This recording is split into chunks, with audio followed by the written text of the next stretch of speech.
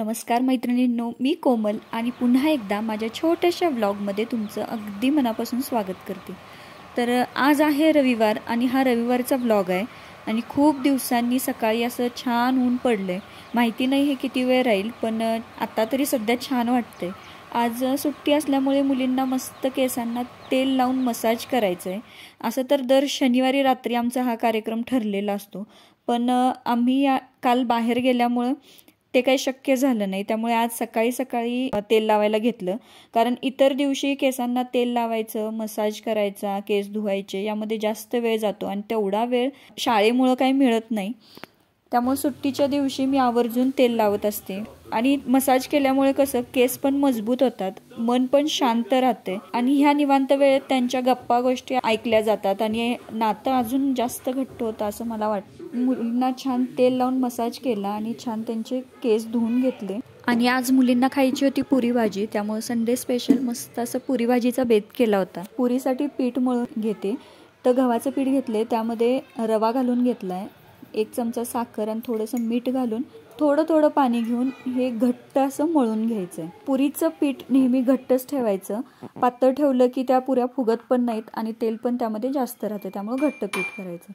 आता पीठ तर मळून झाले, इकडं भाजीची तयारी करून घ्यायची। तर आलं लसणाची पेस्ट करून घेतली आणि एका कढईमध्ये तेल गरम करून त्यामध्ये जिरं, मोहरी आणि कढीपत्त्याची छान फोडणी करून घेतलेली आहे। सुट्टीच्या दिवशी सगळी कामं निवांत चालू असतात, कारण डब्याची गडबड नसते, स्वयंपाक थोडा हुशाराने झाला तरी चालतो। आता त्यामध्ये बारीक चिरलेला कांदा घालून घेतला, कांदा छान गोल्डन रंगावर परतून घेतला। त्यानंतर त्यामध्ये टोमॅटो घालून घ्यायचा, टोमॅटो पटकन शिजावा यासाठी मीठ घालून घेतलेलं आहे। मीठ घातल्यामुळे टोमॅटो पटकन शिजतो, पण त्याची टेस्ट पण छान येते। आता कांदा टोमॅटो छान भाजतोय तोवर आपण बटाट्याच्या साली काढून घ्यायचे, बटाटे सोलून घेते मी, म्हणजे एका वेळी दोन्ही कामं होतात, त्यासाठी वेगळा वेळ द्यायला लागत नाही। आपला टोमॅटो छान मऊ झालेला आहे। आता यामध्ये 1 चमचा आलं लसणाची पेस्ट घालून घेतलेली आहे। आलं लसूण छान परतून झालं की आता यामध्ये थोडासा हिंग, थोडीशी हळद, लाल मिरची पावडर यामध्ये घालून घेतलेली। तुम्हाला जेवढं तिखट पाहिजे तेवढं तुम्ही मिरची पावडर यामध्ये घालू शकता। छान असं परतून घ्यायचं। हे छान परतलं की यामध्ये आता आपण जो उकडलेला बटाटा आहे तो असा कुस्करून घालायचा। त्यामुळे या पद्धतीनं घातलं की भाजीला दाटसरपणा पण येतो, टेस्ट पण छान येते, एकदम बारीक पण तो बटाटा होत नाही।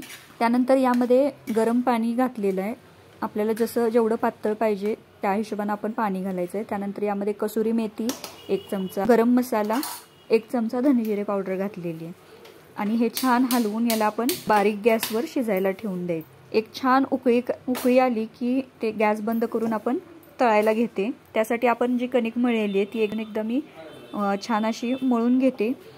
आता पुऱ्या लाटायला घेते। पुऱ्यांसाठी तेल गरम करायला आधीच ठेवलेलं आहे। पुऱ्या लाटताना त्या पिठावर नाही लाटायच्या, तेल किंवा तुपाचा हात लावून लाटायचं। आपण घट्ट मळलेलं असतो त्यामुळे जास्त गरज पडत नाही। आता इकडं पुऱ्या बघा, पुरी तळायला घेतलेली आहे आणि मस्त आपली पुरी फुगलेली आहे। दोन्ही बाजूनी छान अशी पुरी आपल्याला तळून घ्यायची, सगळं तेल त्यातलं निथळून घ्यायचं। असं केल्यामुळे पुरीत तेल अजिबात राहत नाही, अजिबात तेलखट पुरी होत नाही। तुम्ही नक्की एकदा या पद्धतीनं पुरी भाजी करून बघा आणि कशी झाली मला कमेंटमध्ये सांगायला विसरू नका। खूप छान होते, तुम्हाला पण खूप आवडेल। मस्त आपली भाजी पण तयार झालेली आहे आणि गरम गरम पुरी पण तयार झालेली आहे। आता एकेकांना पटकन असं गरम गरम पुऱ्या बनवून मी देते। गरम गरमच पुरी खायला खूप छान लागते, थंड झाली की ती तेवढी छान लागत नाही। त्यामुळे माझा प्रयत्न असतो की रविवारी किंवा सुट्टीच्या दिवशीच पुऱ्या करायच्या। शक्यतो जास्त वेळा आम्ही पुऱ्या बनवत नाही, चपातीच बनवतो, पण कधी तर मुलींच्यासाठी आम्ही पुऱ्या बनवतो, ते पण सुट्टीच्या दिवशीच, जेणेकरून मला ते गरम गरम देता येईल।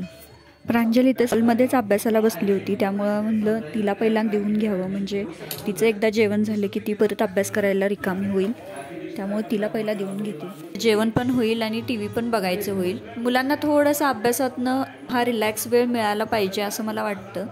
तिला तर पुरी भाजी खूप आवडली। तिचं झाल्यानंतर मी प्रत्येकाला गरम गरम मस्त अशी पुरी भाजी खायला दिली, पुऱ्या बनवून दिल्या। सगळ्यांची आमची जेवणं झाल्यानंतर थोडी विश्रांती घेतली आणि संध्याकाळी शेंगदाण्याचे लाडू बनवायला घेतले। शेंगदाण्याचे लाडू अगदी सोप्या पद्धतीने मी बनवत असते आणि टीव्ही बघत बघत कधी हे लाडू होतात कळत सुद्धा नाही। शेंगदाणे छान खरपूस भाजून घेते, थंड झाल्यानंतर गूळ आणि शेंगदाणे दोन्ही मिक्सर करून घेते आणि त्यानंतर त्यामध्ये तूप घालून छान असे त्याचे लाडू बांधते। मुलींच्या छोट्या भुकेसाठी हा खूप छान असा हेल्दी ऑप्शन आहे। मुली शाळेतनं घरी आल्या की त्यांना भूक लागलेली असते, अशा वेळी या छोट्याशा भुकेसाठी हा एक हेल्दी ऑप्शन आहे। 8 ते 10 दिवस पुरतील इतकं मी लाडू करून ठेवत असते। आता हे 8 ते 10 दिवसाचे माझे लाडू तयार झालेले आहेत। त्यानंतर संध्याकाळी मला काढायची होती मेहंदी दोघींना पण, कारण रक्षाबंधनला काढायची झाली नाही। कृतिकाला तर इतकी झोप आलेली, ती अक्षरशः पेंगत होती, पण तिला मेहंदी काढून घ्यायची होती। छान अशा दोघींच्या हातावर मेहंदी काढली। कशी मेहंदी आली नक्की कमेंटमध्ये सांगा। तर असा होता आजचा छोटासा हा व्लॉग। तुम्हाला हा व्लॉग कसा वाटला, हा व्हिडिओ कसा वाटला नक्की कमेंटमध्ये सांगा।